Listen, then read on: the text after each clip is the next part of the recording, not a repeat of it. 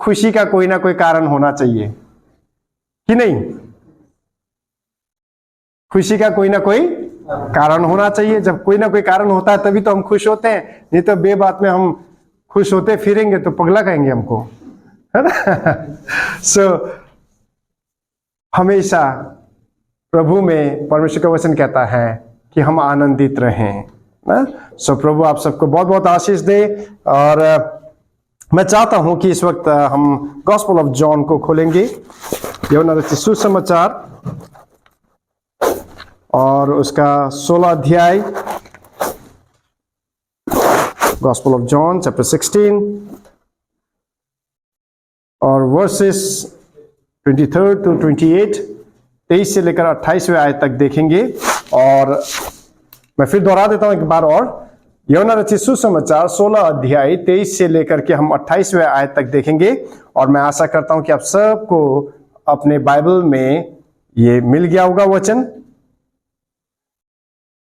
सो जिनके पास बाइबल है वो मेरे साथ देख सकते हैं कि यहां पर क्या लिखा है, और जिनके पास नहीं है वे सुन सकते हैं कि यहां पर क्या लिखा हुआ है। सो यहां पर इस प्रकार से लिखा हुआ है जो मैं आपके सामने पढ़ने जा रहा हूं।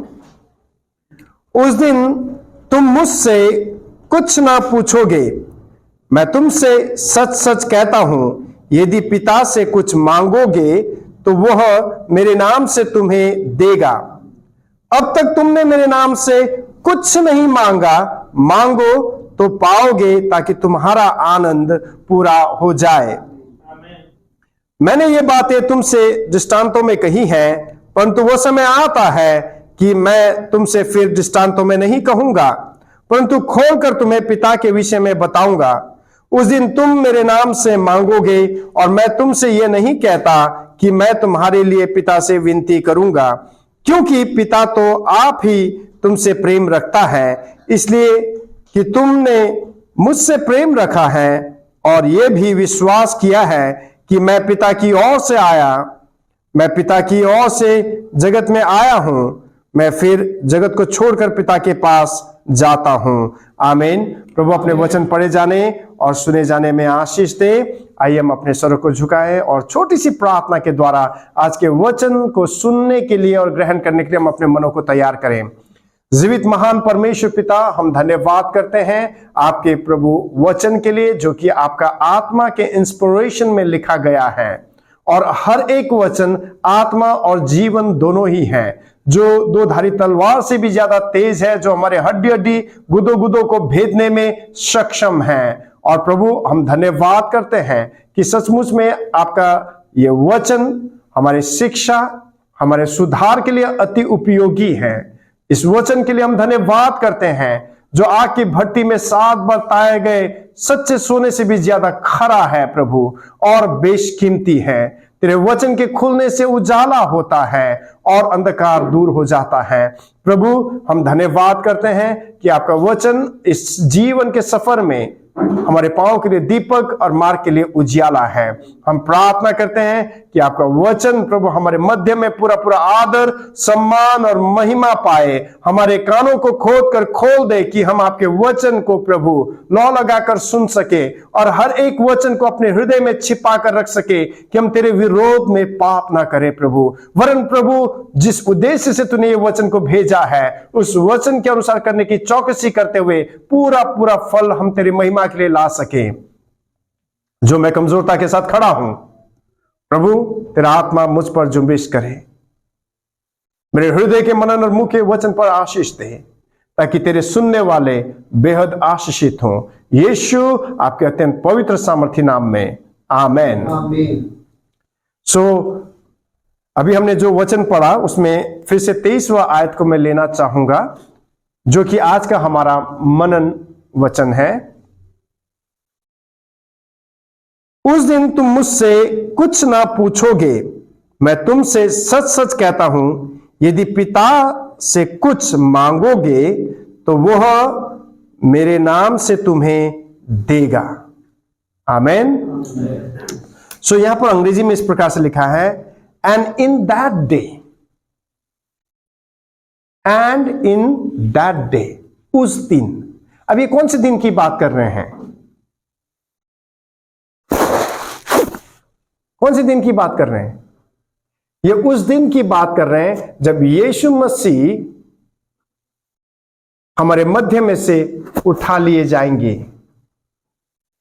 और आपने देखा कि यीशु मसीह हमारे पापों को अपने देह में लिए हुए क्रूस पर चढ़ाए गए, मारे गए, तीसरे दिन मरे हुए में से जी उठे। 40 दिन तक शरीर में संसार के अंदर चलते फिरते रहे, जहां प्रभु यीशु मसीह ने 500 लोगों को दर्शन दिया और उनसे बातें की। उनके बीच में वे उठे बैठे और उनके देखते वे जैतून पर्वत से ऊपर उठा लिए गए, जहां से अब हम कलीसियाओं का एक विश्वास है कि वो जीवित और मुर्दों का, धर्मी और विधर्मी दोनों का न्याय करने को वो आते हैं। ठीक है। सो अब यीशु मसीह उस दिन की बात कर रहे हैं जब वे शारीरिक रूप में हमारे मध्य में अनुपस्थित होंगे। ठीक है। सो अब यहां पर प्रभु कह रहे हैं कि and in that day shall you request me nothing. अब यहां पर हिंदी में लिखा है मुझसे कुछ ना पूछोगे, लेकिन यहां पर कह रहे हैं कि उस दिन तुम मुझसे कोई रिक्वेस्ट नहीं करोगे। क्या नहीं करोगे? तुम मुझसे कोई रिक्वेस्ट नहीं करोगे। समझ रहे आप? उस समय तुम मुझसे कुछ भी बात के लिए मुझे रिक्वेस्ट नहीं करोगे। अभी तो हर बात के लिए डिपेंडेंट है ना। पूछते हैं ओ प्रभु ये 5000 की भीड़, अरे इनको भेज दो, नहीं तो कहीं ऐसा ना हो कि ये रास्ते में कहीं मूर्छित हो जाए, देर भी हो गई और हमारे पास पैसे पूसे भी नहीं इनको खिलाने के लिए। जब यीशु ने कहा तुम ही खाने को दो, तो यीशु से पूछ रहे हैं कहां से आएगा? देखा? क्योंकि चेले निर्भर हैं उस यीशु के साथ चलते हुए सब बातों के लिए, इसलिए बार बार यीशु से वे प्रश्न करते हुए पाए जाते हैं। लेकिन अब यहां पर जब यीशु कह रहे हैं कि उस दिन तुम मुझसे कुछ ना पूछोगे, यानी बार बार तुम मुझे उस समय रिक्वेस्ट नहीं करोगे या बार बार रिक्वेस्ट करने के लिए मेरे पास नहीं आओगे। ठीक है। आगे लिखा है वेरीली वेरीली आई से अनटू यू, मैं तुमसे सच सच कहता हूं। किन से बात कर रहे हैं यीशु? डिसाइपल्स से। किससे? चेलों से। क्या आप यीशु के चेले हैं? क्या आप यीशु के चेले हैं? सुनिएगा, कई लोग क्या सोचते हैं कि यीशु मसीह का प्रचार एक धर्म का प्रचार है। सॉरी, यीशु मसीह कोई धर्म का नाम नहीं है। यीशु मसीह एक व्यक्ति का नाम है और परमेश्वर के पुत्र यीशु मसीह में हम आपको परमेश्वर की उपस्थिति में आने के लिए इसलिए आमंत्रित करते हैं और यीशु का प्रचार इसलिए करते हैं कि आप उस यीशु का अनुयायी हो जाएं। समझ रहे? क्या हो जाए? यीशु का अनुयायी हो जाएं। और यीशु का अनुकरण करना मनुष्य के रीति पर धर्म बदलना नहीं है। ये तो मानो ऐसा है जैसे कपड़ा बदलना। मुझे ब्रदर लीलाधर का जैकेट भी अच्छा लग रहा है और दशरथ का कोट भी अच्छा लग रहा है। अगर मैं दोनों में से किसी एक के कोट या जैकेट को लेकर के मैं पहन लूं तो क्या मैं ब्रदर लीलाधर बन जाऊंगा? या मैं दशरथ के कोट को पहन लूंगा तो क्या मैं दशरथ बन गया?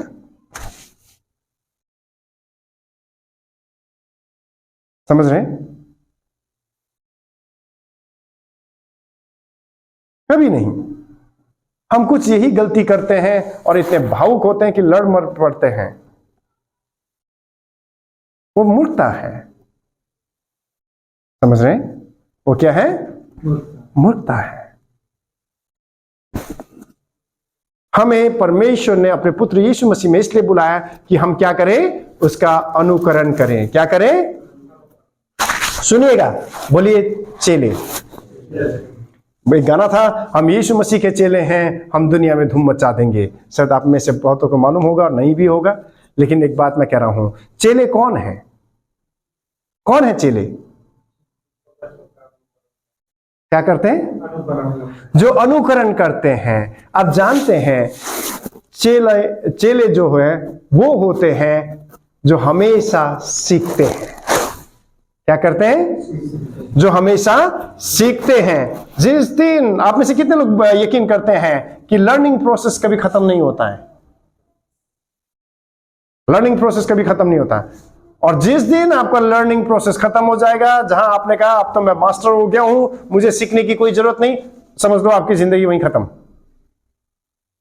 सो ये एक लाइफ लॉन्ग प्रोसेस है लर्निंग, ठीक है, और हम सीखते ही रहते हैं, ठीक है। और ये चेले कौन है? अनुकरण करने वाले, सीखने वाले, ठीक है। और ये वे लोग हैं जो वही करते हैं जो वे अपने गुरु को करते हुए देखते हैं। ये वही लोग हैं जो जैसा उनका गुरु बोलता है वैसे वे बोलते हैं, ठीक है। बहुत सारे अब जो आत्मिक बच्चे जिन्होंने हमें देखा है और आज वो दुनिया में सेवा करते हैं, तो कहीं ना कहीं आप देख लेना, वो जितना ही बोल ले, जब वो खड़े होकर बोलते हैं, उनका बोलने का तरीका, उनका प्रार्थना करने का तरीका, या कहीं अपने ऑथोरिटी को यूज करने का जब तरीका को आप देखेंगे ना, उनमें कहीं ना कहीं आप हमें देखेंगे, उनमें आप हमें देखेंगे। क्यों? क्योंकि वे हमारे साथ रहे। ऐसे जो यीशु के साथ रहे वे यीशु की तरह ही पाए गए। समझ रहे? वे कैसे पाए गए? यीशु की तरह पाए गए। सो जो यीशु के साथ चलते थे, यीशु का अनुकरण करते थे, उनसे यीशु ने क्या कहा? मैं तुमसे सच सच कहता हूं। मैं तुमसे क्या कहता हूं? कि जो कुछ whatsoever ye shall ask the Father, he will give you in my name। वो कह रहा है कि जो कुछ भी तुम पिता से मांगोगे, मेरे नाम से मांगोगे, वो तुम्हें देगा, ठीक है। मैं तुमसे सच सच कहता हूं, सुनिएगा, मैं तुमसे क्या कहता हूं? सच सच कहता हूं कि जो कुछ भी तुम मेरे नाम से पिता से मांगोगे वो तुम्हें देगा, ठीक। सो हम देखते हैं कि यीशु मसीह के जब शारीरिक दशा में उनके सेवकाई के अंतिम चरणों में वे थे, तब उन्होंने यहां पर चेलों को न केवल प्रार्थना की नई व्यवस्था के विषय में बताया, वरन एक लीगल डॉक्यूमेंट भी दिया। क्या दिया? अब ध्यान सुनिएगा, एक लीगल डॉक्यूमेंट भी दिया, और वो लीगल डॉक्यूमेंट कहलाता है पावर ऑफ अटॉर्नी। क्या कहलाता है? Power of attorney. ना कि केवल यीशु ने क्या किया यहां पर प्रार्थना के नए व्यवस्था के विषय में बताया, लेकिन जहां पर प्रार्थना के नए व्यवस्था के विषय में जब यीशु चेलों को सिखा रहे हैं, वहां पर साथ में वो क्या हैंड ओवर कर रहे हैं? Power of attorney. क्या कर रहे हैं? वहां पर पावर ऑफ अटॉर्नी वहां पर चेलों को वो दे रहे हैं। अब जब सवाल उठता है कि पावर ऑफ अटॉर्नी क्या है, तो हमारे बीच में ऑलरेडी एक प्रोफेशनल लॉयर बैठे हैं, है ना, वो बहुत अच्छे से आपको एक्सप्लेन कर सकते हैं। सो पावर ऑफ अटॉर्नी क्या है, जब आप देखेंगे तो पाते हैं कि पावर ऑफ अटॉर्नी एक लीगल डॉक्यूमेंट है, ठीक है। एक लीगल डॉक्यूमेंट है जो कि एक एजेंट को, आप ये एजेंट कौन है? कौन है? ये वे लोग हैं जिनको पावर मिला है, ठीक है, जिनको पावर मिला है। समझ रहे? वो पावर मिला है ताकि उस अधिकार के अनुसार, अधिकार देने वाले के बिहाफ में, ठीक है। अब जो देने वाला है उसको हम क्या कहते हैं? प्रिंसिपल। यही कहते हैं साहब, प्रिंसिपल। देने वाला कौन है? प्रिंसिपल है। लेने वाला कौन है? एजेंट है, ठीक है। सो जो लेने वाला है वो देने वाले के बिहाफ में क्या करे? उसके अधिकार को वो प्रैक्टिस करे, ठीक है। कुछ अधिकार है सीमित है, लेकिन कुछ अधिकार है बड़ा शक्तिशाली है। समझे? सो जब अधिकार देने वाला अनुपस्थित हो, तब उसके बिहाफ में जो ये एजेंट अधिकार पाने वाला क्या है, उन सारे अधिकारों को वो वैसे ही प्रैक्टिस कर सकता है जैसे कि देने वाला मालिक है। समझ में है? यहां तक कि कई बातों में यहां तक होता है कि अधिकार देने वाला जो व्यक्ति है, ठीक है, उसके अनुपस्थिति में वो व्यक्ति वो निर्णय भी लेने का अधिकार रखता है। ठीक है? तो समझ में आ रहा है आपको? कुछ समझ में आ रहा है? सो अब ये देखते हैं, ये जो अधिकार है, जो ये लीगल अथॉरिटी है, ये किन को दिया जाता है? मैं उठा के किसी को भी तो नहीं दूंगा, दे दूंगा? मैं किसी को भी उठा के तो नहीं दूंगा, या आप किसी को भी अपना ये अथॉरिटी दे देंगे? दे देंगे आप? नहीं। किसको देंगे आप? केवल उसी व्यक्ति को जो आपके लिए ट्रस्टवर्दी हो। किसको देंगे आप? जो आपके लिए विश्वास योग्य हो, जिस पर आप भरोसा करते हो। सो आप ये मत कहना कि प्रभु मैं तुझ पर भरोसा करता हूं, लेकिन यहां पर देखिए, प्रभु भी आप पर वैसे ही भरोसा करते हैं। मैंने क्या कहा? मैंने क्या कहा? आप कहते हैं कि मैंने नई जिंदगी पाई है। अब जानते हैं ये नई जिंदगी जो आज आप अपने जीवन में लेकर चलते हैं, ये नई जिंदगी आपकी अपनी जिंदगी नहीं है। ये वो जिंदगी है जो परमेश्वर ने आपको दिया है। अगर परमेश्वर ने आपको ये एक नई जिंदगी दी है तो परमेश्वर ने आपको भरोसा करके ही दिया है। आमीन। आपको ऐसे नहीं दिया है। आप कहते हैं कि मैं तो गंदगी में जी रहा था, लेकिन आज मैं एक पवित्र जीवन को जी रहा हूं। ये पवित्रता, ये आपकी अपनी पवित्रता नहीं है, ये परमेश्वर की पवित्रता है जो मसीह यीशु में परमेश्वर ने आप पर भरोसा करके आपको दिया है। इसलिए इसको आपको संभाल के रखना है। कई बार लोग मुझ पर उंगली उठाते हैं क्योंकि मेरी लाइफ अच्छी नहीं, क्योंकि मेरे पुराने दोस्त मुझे पहचानते हैं। और जब मैं उन्हें प्रभु के विषय में बताने जाता था, आप जानते हैं मुझसे क्या कहते थे वे? हाँ बस हम जानते हैं, 900 चूहे खा के बिल्ली हज को चली। तो हमें मत बता, हम तेरे पास्ट को जानते हैं। और जब भी शैतान आपके पास आएगा, मेरे प्रियो सुनिएगा, वो हमेशा आपको आपके पास्ट के विषय में आपको बताएगा। हमेशा आपके पास को लेकर आपको ब्लैकमेल करने की कोशिश करेगा। लेकिन मैं आपसे आज एक बात कहना चाहता हूं, जब आपके जीवन में शैतान आपके पास्ट को लेकर आए और आपको ब्लैकमेल करने की कोशिश करे, तो आप उस शैतान के सामने खड़े होकर कह दीजिए कि शैतान, मैं अब मसीह यीशु में एक नई सृष्टि हूं। सब पुरानी बातें बीत चुकी है और अब सब नया हो गया है। तू पास्ट को देख, लेकिन मैं फ्यूचर को देखता हूं। हालेलुया, आमीन। मैं किसको देखता हूं? फ्यूचर को देखता हूं। और जब आप अपने फ्यूचर को देखेंगे तो आप क्या पाते हैं? आप परमेश्वर की उपस्थिति में, और आपको ब्लैकमेल करने वाला शैतान कहां पाते हैं? नरक के अथाह कुंड में। हालेलुया, आमीन। जब कभी शैतान आपके पास आए और कहे तेरा भविष्य का क्या होगा, तब आप उस शैतान को बोल दीजिए, तेरा भविष्य, मेरा भविष्य तो मेरे परमेश्वर के हाथ में सुरक्षित है, लेकिन मैं तेरे भविष्य के विषय में बता दूं कि तेरा अनंत विनाश है। आमीन, हालेलुया। सो मेरे दोस्त लोग मुझसे अक्सर कहा करते थे, हाँ तू मत बता, हम तेरे विषय में जानते हैं, 900 चूहे खाकर बिल्ली हज को चली, तू हमें क्या बताएगा? अब जानते हैं, फिर भी मैं उनके सामने जब भी खड़ा होता, मैं उस बात को कभी भी इकरार नहीं करता जो वो मेरे जीवन के विषय में कहते, क्योंकि मैं उनके बातों पर नहीं, लेकिन परमेश्वर के इस वचन पर विश्वास करता हूं। आमीन, आमीन। हाँ, मैं जो तुम कहते हो, जो तुमने मुझे देखा, वो मैं था, मैंने किया।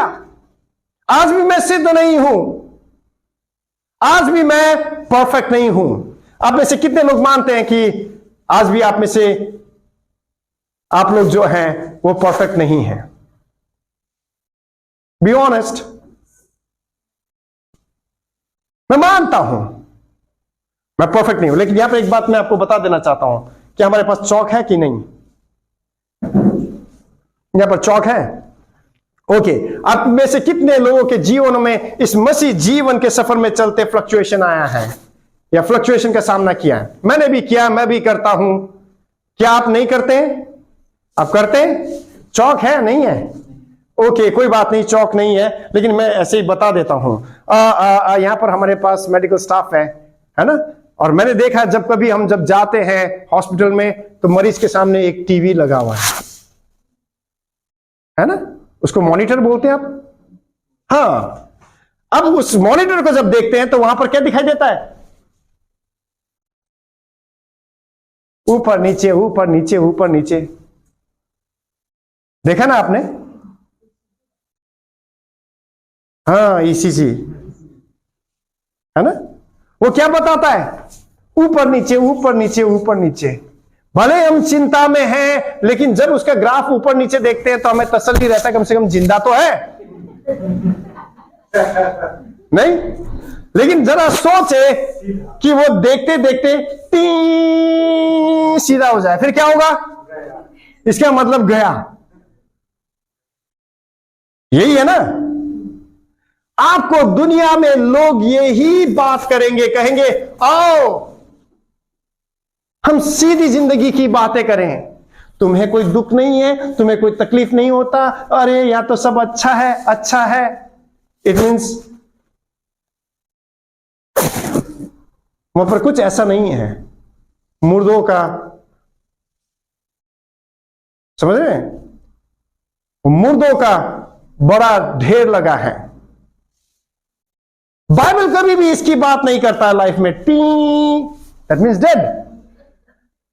लेकिन बाइबल करता है जिंदगी में बात ऊपर नीचे। और संपूर्ण बाइबल के पन्नों को आप पलटा कर देख लीजिए, सारे बाइबल के नायकों को आप पाएंगे, सबकी जिंदगी में फ्लक्चुएशंस है। नहीं? Daud, the man after God's own heart, देखा आपने?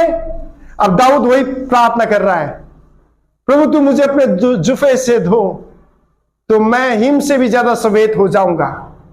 फिर वही प्रार्थना कर रहा है, create in me a clean heart O God, restore unto me the joy of your salvation. वो कह रहा है कि प्रभु तू अपनी आत्मा को मुझसे ना ले।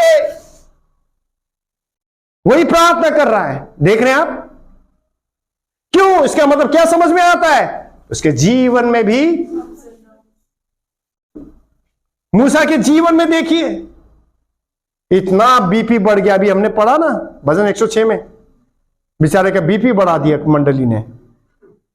देख रहे कितना फ्लक्चुएशंस है। अब्राहम के जीवन में देखिए, जोब के, अय्यूब के जीवन में देखिए, इसके जीवन में फ्लक्चुएशन नहीं है। किसी के जीवन में आपने ऐसा देखा जबकि संपन्न थे वे लोग, जबकि धनाढ्य लोग थे वो, तो भी क्या उनके जीवन में फ्लक्चुएशंस नहीं था?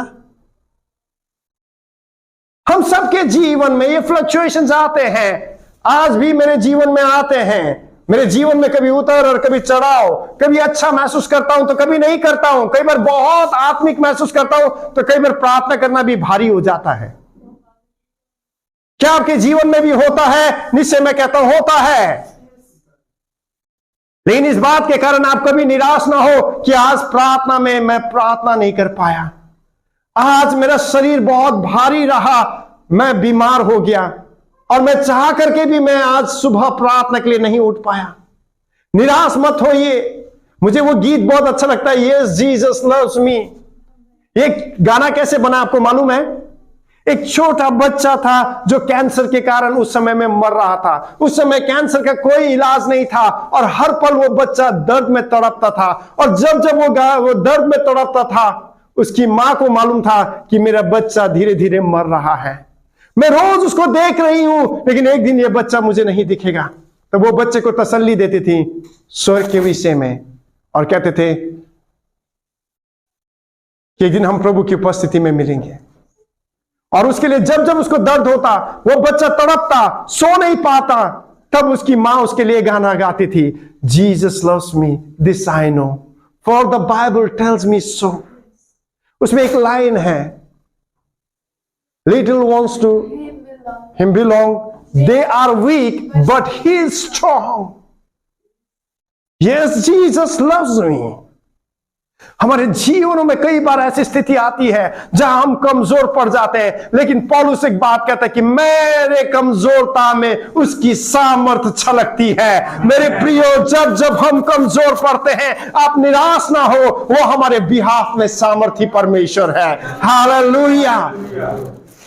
कुछ समझ रहे हैं आप?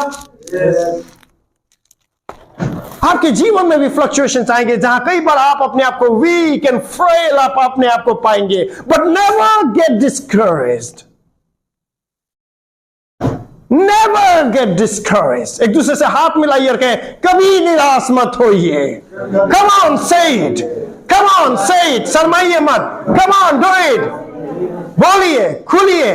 आप अकेली हो गए, इधर आ जाओ, सामने आ जाओ, ये सहेलियां बैठी आपकी, इधर आ जाओ। हाथ मिलाओ, ओ यस, हाथ मिलाओ, यस, वेरी गुड, शाबाश सुनील भाई। देखो, समझ रहे हैं आप, वो भी अलग से बैठा हुआ है और डेरिस तो मेरे को लग रहा है ट्रांस में चला गया। ठीक है, अब मैं क्या कह रहा हूं, आप समझ रहे हैं? कभी भी निराश मत होइए, क्योंकि वह आपके बिहाफ में स्ट्रॉन्ग परमेश्वर है। ठीक है, मेरे जीवन में भी आता है, मैं जानता हूं, और मेरे दोस्त लोग कहते हैं हम तेरे पास्ट के विषय में जानते हैं, लेकिन तो भी मैं उनसे कहता हूं, सुन, चाहे तू मुझ पर कितना ही लाछन लगाए, चाहे मुझ पर उंगली उठाए, और चाहे तू मेरे पूरे भूतकाल को जानता हो, तो भी तू मेरे भविष्य को जो नहीं जानता, मैं तुझसे कह दूं कि मैं मसीह यीशु में परमेश्वर की धार्मिकता हूं। मैं कौन हूं? फिर से सुनना मांगता हूं, बोलिए, मैं मसीह यीशु में परमेश्वर की धार्मिकता हूं।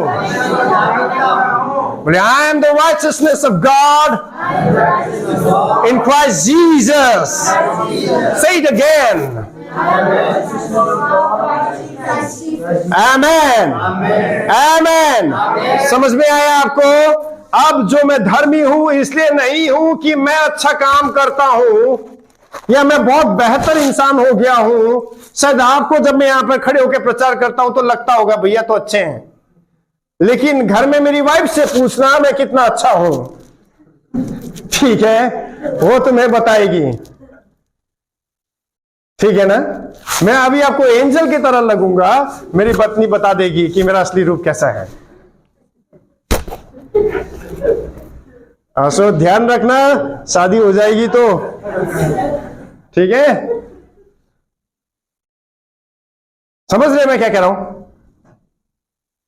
लेकिन आप जानते हैं, फिर भी मैं परमेश्वर की धार्मिकता हूं, इस कारण से नहीं कि मैं अच्छा व्यक्ति हूं, मैं अच्छा काम करता हूं, इसीलिए क्योंकि मैंने परमेश्वर के पुत्र मसीह यीशु पर विश्वास किया है।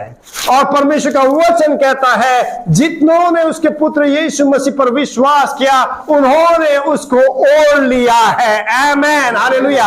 क्या करा है? उन्होंने उसको ओढ़ लिया है, पहन लिया है। और जब मैं अभी यह कपड़ा पहन के बैठा हूं, तो क्या मैं आपको नंगा दिख रहा हूं? ऐसे तो नहीं दिख रहा, मैं रंग बिरंगा दिख रहा हूं आपको, है ना? नीला, ग्रे, है ना, ब्लैक, कोई ऐसे दिख रहा हूं, है ना? लेकिन मैं तो नहीं दिख रहा। क्यों? क्योंकि मैं ढका हुआ हूं। आमेन, समझे? सो जितनों ने उसके पुत्र यीशु मसीह पर विश्वास किया अपने उद्धार के लिए, उन्होंने यीशु को अपने में पहन लिया है। आमेन, हालेलुया। सो हो सकता है कि आज भी मैं अपने चेहरे से, अब मेरी हाइट तो बढ़ेगी नहीं ना भाई, बढ़ेगी सुनील भाई? नहीं बढ़ेगा। कोई दवाई है क्या? नहीं है, वो रुक गया, नहीं है। चलो, होता तो मैं खा लेता, थोड़ा सा हाइट बढ़ जाती है ना, लेकिन अभी मेरे लिए उम्मीद नहीं है ना, तो इसलिए मैं वैसे ही रहूंगा। तो मेरे पुराने देखने वाले मुझे वैसे ही देखते हैं, लेकिन वो उस यीशु को नहीं देख पाते हैं जिस यीशु को मैं ओढ़कर अपने जीवन में चलता हूं। लेकिन जब हम आत्मिक दुनिया में, मैंने क्या बताया था, जैसे फिजिकल रैलम है वैसे स्पिरिचुअल रैलम है, दोनों पैरेलली चलता है। मैं भी फिजिकल रैलम में फिजिकल बीइंग होने के नाते आज भी लोग मुझे वैसे ही देखते हो, लेकिन जब स्पिरिचुअल रैलम में जाते हैं सारा स्पिरिचुअल बीइंग मुझे रिकॉग्नाइज करता है कि मैं मसीह यीशु में कौन हूं। हालेलुया, आमेन, हालेलुया। जब आप यीशु मसीह पर विश्वास करते हैं, यीशु मसीह को अपने जीवन में धारण किए हुए चलते हैं, मैं भी फिजिकल बीइंग आपको रिकॉग्नाइज ना करे, लेकिन स्पिरिचुअल बीइंग जब आप चलते हैं तो आपको वो रिकॉग्नाइज करते हैं। आमीन। आपने यीशु को देखा, जब गनेसरेत में गया तो दुष्ट आत्मा दूर से चिल्लाते हुए आए, हे यीशु जीवित परमेश्वर का पुत्र, तुझे हमसे क्या काम। जब यीशु मसीह सिनागोग में गए, अब जानते वो दुष्ट आत्मा चिल्ला पड़ा, क्योंकि स्पिरिचुअल बीइंग्स उसे पहचानता है। पौलुस फिलिपियों के देश में पहुंचा, और जब पौलुस वहां पर पहुंचा लोगों ने उसे रिकॉग्नाइज नहीं किया, लेकिन एक भावी कहने वाली छोटी लड़की चिल्लाते हुए गए, ये महान परमेश्वर के सेवक। देखा आपने, स्पिरिचुअल बीइंग्स रिकॉग्नाइज करते हैं। हालेलुया, समझ रहे। सो अभी आपको ये बात सुनना है स्पिरिचुअल रैलम क्या, तो आपको और डेप्थ में आना पड़ेगा परमेश्वर के नॉलेज में, ठीक है। सो रियली मैं आपको बता रहा हूं, लिटरली जब आप, मेरे जो अनुभव है, जब आप चलते हैं ना, डीमंस चिल्लाते हैं। क्यों? क्योंकि आप मसीह यीशु को अपने जीवन में धारण किए हुए चलते हैं। और जब डीमंस आपको देखते हैं तो वो आपको वो नहीं देखते जो आप थे, लेकिन जब डीमंस आपको देखते हैं उस मसीह यीशु के कारण वो यीशु को देखते हैं। हालेलुया। मैं जीवा रत्नम के विषय में आप में से कितने लोगों ने सुना है? साधु जीवा रत्नम आप में से कितने लोग जानते हैं? नहीं? ओ थैंक गॉड, मुझे प्रभु के दया से मालूम है। और जीवा रत्नम वो व्यक्ति हैं जिनके साथ, जिन बुजुर्गों ने अपने बचपने में उनके साथ समय व्यतीत किया, जिन्होंने अपनी आंखों से उनको देखा। मैं धन्यवाद करता हूं उन बुजुर्गों के लिए, उनके साथ मैंने समय व्यतीत किया और उन्होंने मुझे साधु जीवा रत्नम के विषय में बताया। साधु जीवा रत्नम, चलिए सारी कहानी उनका छोड़ दीजिए, लेकिन यहां पर बताते हैं। Mighty man of God, special gift था उनको। अब जानते हैं, जिन्होंने उनकी सेवकाई देखी उन्होंने बताया कि जब जीवा रत्नम सेवा करते थे तो लोग अच्छे खासे बैठे होते थे, और जानते हैं दुष्ट आत्मा चिल्लाते थे। और जीवा रत्नम पूछता था दुष्ट आत्मा से, तू जाएगा? हाँ जाएगा। तो तू जाएगा तो क्या साइन देगा? चल मैं बताता हूं। तू जाएगा, वो पेड़ है? कहता हाँ वो पेड़ है। वो पूरा पेड़ नहीं हिलना चाहिए, लेकिन वो जो टहनी दिख रहा है? कहता हाँ। जब मैं तुझे जा बोलूंगा तो तू जाते हुए उस पेड़ के टहनी को जोर से हिला देना। केरला से तो थे वो, तभी श्री ला रही है, केरला से थे, लेकिन वो इंग्लैंड में उन्होंने उद्धार पाया था, ठीक है। सो जब वो बोलते थे कि तुझे कौन जाने के लिए बोलता है, तो दुष्ट आत्मा, पता है ये नहीं बोलते थे जीवा रत्नम हमसे जाने को कहता है, दुष्ट आत्मा बोलते थे हमसे यीशु कहता है जाने को, कहता जा। तो जब वो जाता था चीखते और चिल्लाते हुए, आप जानते दुष्ट आत्मा निकलता था, पेड़ की वो झाड़ियां झर झर झर झर झर झर झर हिलते थे। यही नहीं, क्या बोलता जाएगा? हाँ। दरवाजा बंद है ना। कौन कहता है तुझसे जाने को? बोलता है हमसे यीशु कहता है। जाएगा? हाँ। जब मैं कहूंगा जा, तो जब तू जाएगा तो क्या साइन होगा ताकि लोगों को पता लगे? तो ऐसे करना, ये जो दरवाजा है ना, तो जोर से ऐसे खोल के पटक के जाना। कहता है ठीक है जा, बड़ा से दरवाजा, लोग डर जाते थे। समझ रहे हैं मैं क्या कह रहा हूं आपसे? कहने का मतलब है, जब आप यीशु को अपने जीवन में धारण किए हुए चलते हैं, तब आप आत्मिक जगत में आप नहीं रहते, वो यीशु होता है। आमेन, हालेलुया, हालेलुया, ठीक है।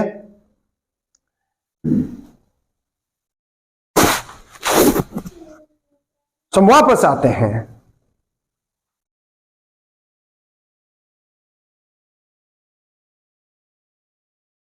पावर ऑफ अटॉर्नी किनको दी जाती है?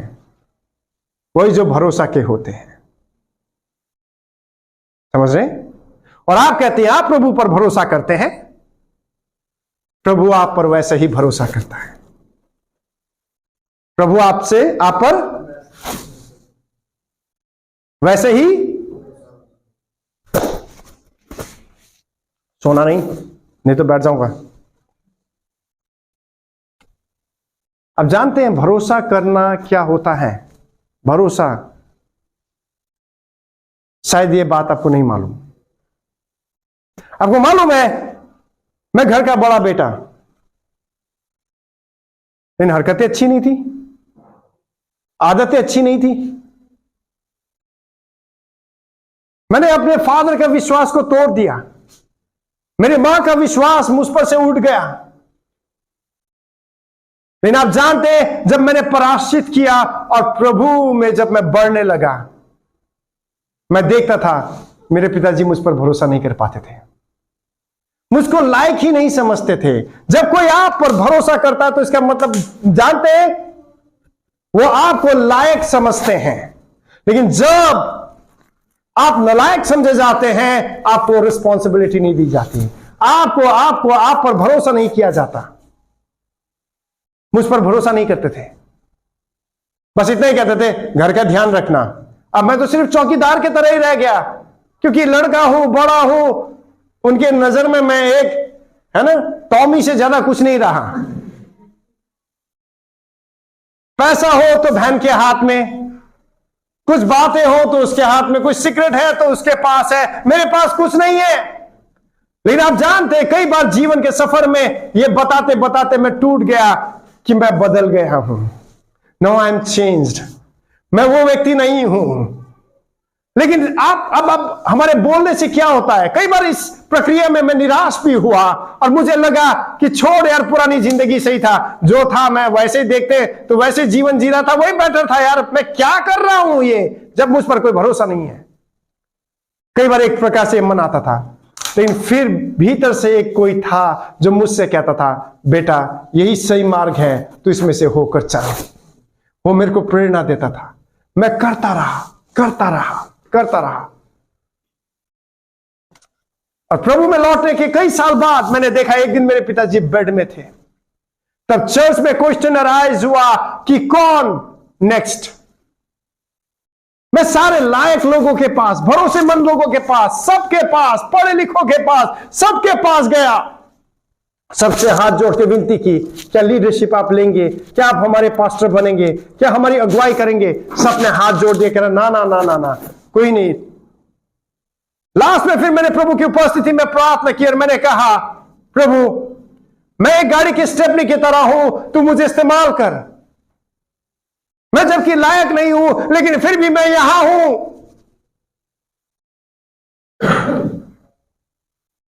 लास्ट में जब सारी रिपोर्ट मैंने अपने पिताजी को दिया, तब कुछ समय पहले एक पास्टर आए।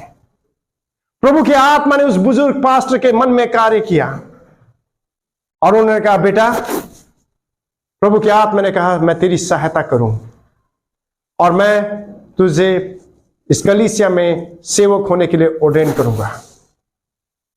मैं अपने पिताजी के पास गया, क्योंकि वो पास्टर थे जिनसे मेरे पिताजी प्यार करते थे और वो बुजुर्ग सेवक भी मेरे पिताजी से प्यार करते थे। तो मैं अपने पिताजी के पास गया, मैंने कहा, पिताजी परमेश्वर के जन ये कह रहे हैं, क्या मैं कदम बढ़ाऊं?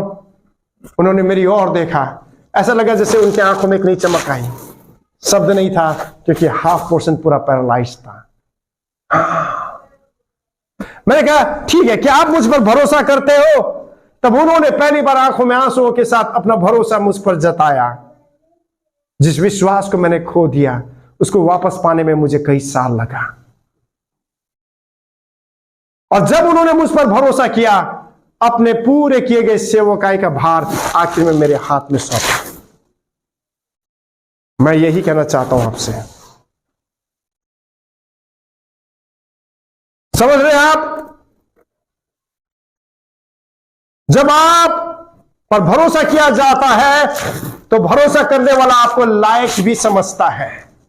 क्या समझता है? फिर से सुनना मांगता हूं, फिर से मैं भी बहुतों ने आपको बोला हो नालायक, सुना होगा आपने। बोलिए, अब जो शब्द मैंने सुना अपने जीवन के विषय में,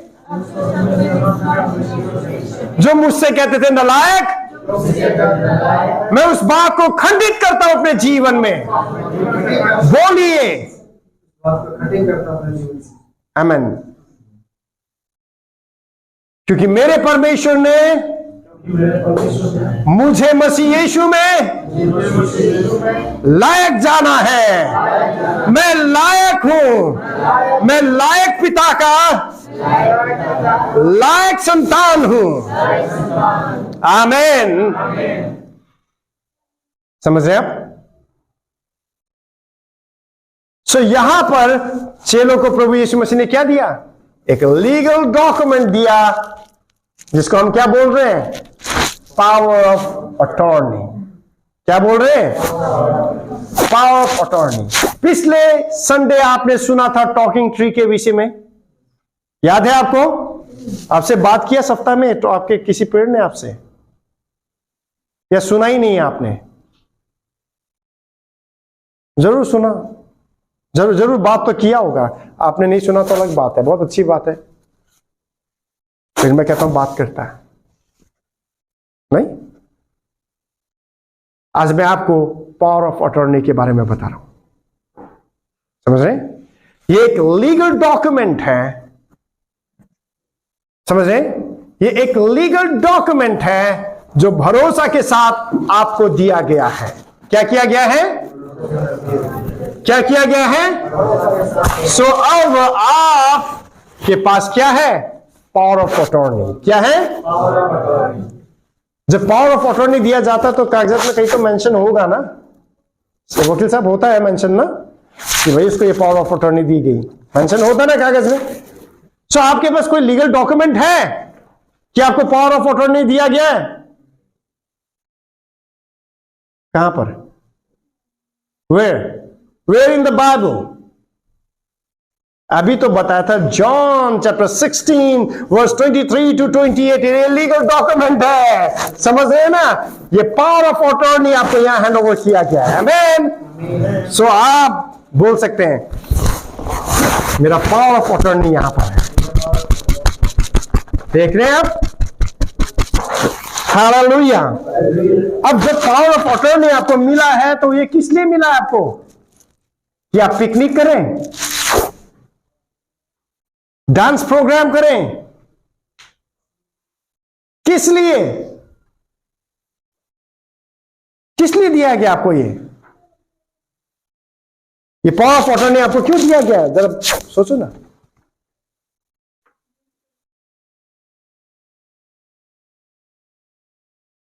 सेम जिसने आपको पावर ऑफ अटॉर्नी दिया है उसके बिहाफ में एक्ट करने के लिए। जब मैं यहां अनुपस्थित होता हूं, अथॉरिटी दिया है ना, पास्टर जी आप वचन देंगे या वचन से यहां मंडली को संपोषित करेंगे। आइए पास्टर जी आइए, दिया ना इनको। अगर ये अथॉरिटी इनको नहीं दिया गया होता तो मेरे अनुपस्थिति में यहां कौन प्रचार करता? फिर तो मनमानी होता ना, डिसिप्लिन नहीं होता। सो जब मैं अनुपस्थित होता हूं, पास्टर साहब बराबर से आते हैं, वचन से आपकी सेवकाई करते हैं। और जब ये जब यहां पर आकर वचन की सेवकाई करते हैं तो इसका मतलब ये वो अधिकार को यहां पर आकर प्रैक्टिस करते हैं जो अधिकार इनको दिया गया है। अगर ये अधिकार इनको दिया ना गया होता तो यहां चर्च में ये प्रचार प्रैक्टिस नहीं कर सकते थे। समझ रहे? क्या नहीं कर सकते थे?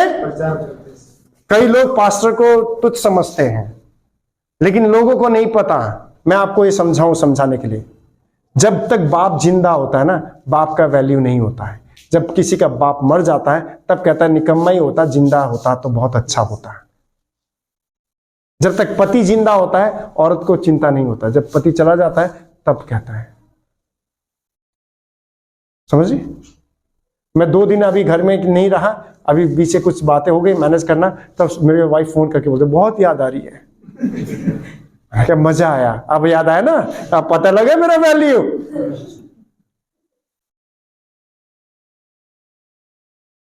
समझ रहे हैं आप मैं क्या कह रहा हूं?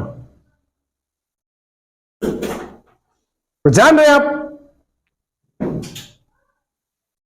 सो ये प्रचार का यहां पर प्रैक्टिस इसलिए करते हैं क्योंकि इनको ऑथोरिटी दिया गया। भाई सुनिए, सब कुछ देखते हैं, मैनेज करते हैं, लोगों के घर जाते हैं, लोगों को बोलते हैं संडे आ रहे, क्यों? ये आराधना करते हैं, यहां पर यूथ को देखते हैं, क्यों? क्योंकि अधिकार दिया गया है। और जब अधिकार मिले नहीं तब प्रैक्टिस करे तो वो बदमाश है, नहीं? लेकिन अधिकार को कौन प्रैक्टिस कर सकता है? जिनको अधिकार मिला है। क्या मिला है? और आपको प्रभु यीशु मसीह में परमेश्वर ने अधिकार दिया है। आमीन। मसीह यीशु में बोलिए, मुझे अधिकार मिला है। क्या है वो legal document? John 16 verse 23 to 28। आमीन। ठीक है। सो जब अब यीशु शरीर में अनुपस्थित है तो आपके पास क्या है? लीगल अथॉरिटी है। क्या है? क्या है? एक अथॉरिटी है, एक अधिकार है, एक पावर है जिसको आपने यहां पर प्रैक्टिस करना है। क्या करना है? क्या करना है आपने? फिर से जोर से बोलिए ना, प्रैक्टिस करना है। ठीक है। अब समय है, सुनिएगा, समय है प्रार्थना का भी और समय है बोलने का भी। There are times to say and there are times to pray। जब यहां पर प्रार्थना के विषय में जब हम देखते हैं तो नो डाउट प्रेयर हमारा किसको एड्रेस होना चाहिए? किसको, किससे प्रार्थना करना चाहिए? फिर से, इसीलिए जब चेलों ने कहा हमें भी प्रार्थना करना सीखा, यीशु ने मत्ती 6:9 में क्या कहा? जब तुम प्रार्थना करो तो इस प्रकार से कहो, हे हमारे पिता। ठीक है, अभी तक यहीं तक बात करते हैं। तू जो स्वर्ग में, अभी बात करेंगे ना, ठीक है?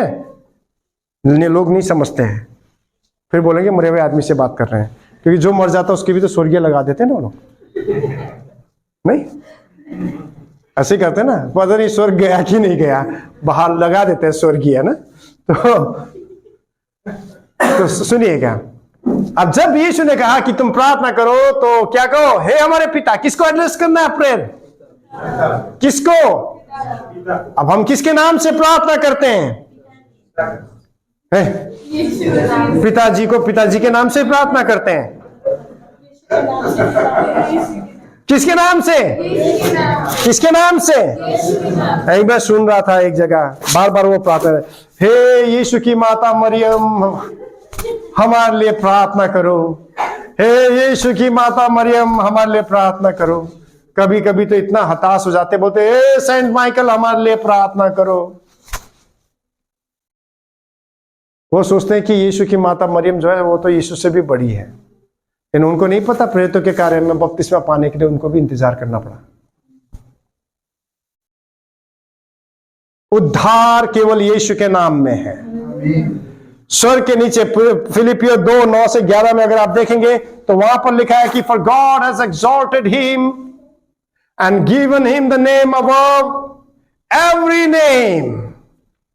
परमेश्वर ने उसको सर्वोच्च स्थान पर उठाया और सब नामों के ऊपर एक नाम दिया, और वो नाम कौन सा है? यीशु का नाम। और क्या लिखा है कि हर एक घुटने उसके सामने झुकेंगे और हर जुबान अंगीकार करेगी कि, फिर से, हर एक घुटने उसके सामने टिकेंगे और हर जुबान अंगीकार करेगी कि यीशु मसीह ही प्रभु है। आमेन, आमेन। कुछ समझ में है आपको? आमेन। अब यहां पर क्या लिखा है? ठीक है, अब एक ही नाम में अधिकार है, और वो नाम कौन सा नाम है? यीशु नाम। मेरे हाथ अगर भाई लीलाधर जी का मुझे चेक बुक लग जाए और मैं भर करके अपना सिग्नेचर करके मैं सुनील भाई को देता हूं, जाओ ऐश करो, तो क्या होगा? रोशनी को ही दे देता हूं, ये तो बेटी है ना, पीछे भी चाहिए मेरा सिग्नेचर, मैं पीछे भी सिग्नेचर करके दे दूं, तो क्या वो बैंक अप्रूव करेगा? हाँ, नहीं करेगा। फ्रैंकी का पापा का चेक बुक लेकर मैं भर दूं 1 लाख रुपए फ्रैंकी के नाम, जाओ फ्रैंकी ऐश करो, आज पार्टी करो, मैं अपना सिग्नेचर मार के दे दूं, कैश हो जाएगा? नहीं होगा। बैंक मेरे नाम को, मेरे सिग्नेचर को रिकॉग्नाइज ही नहीं करेगा, क्योंकि वो नाम ऑथोराइज नाम नहीं है। जब भाई लीलाधर के चेकबुक में भाई लीलाधर का सिग्नेचर होगा, बैंक उसी को अप्रूव करेगा, क्योंकि वो ही ऑथोराइज नाम है। आमीन। सो स्वर्ग में कोई दूसरा नाम ऑथोराइज नहीं है। इसीलिए मनुष्य के बीच में, स्वर्ग के नीचे और मनुष्य के बीच में जो एक ही नाम है, यीशु का नाम, केवल वही नाम है जो स्वर्ग में ऑथोराइज्ड है। आमीन। समझ में आया आपको? केवल वही नाम ऑथोराइज्ड है। कौन सा नाम? यीशु नाम। फिर से सुनना मांगता हूं, अरे दिल से जोर से बोलो, विश्वास।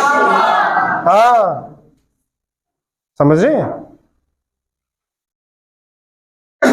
अब यीशु यीशु बोलते, कौन से यीशु का बात कर रहे हैं? जो बरब्बा था ना, उसका नाम भी यीशु था, पता है? यीशु बरब्बा। समझे? बहुत सारे यीशु थे भाई। किस यीशु की बात कर रहे हो?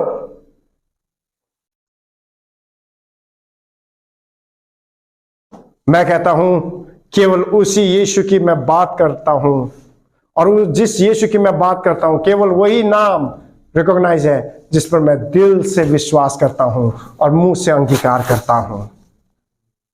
समझे?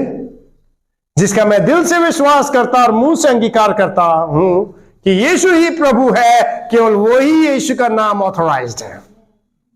आमीन। किसका नाम?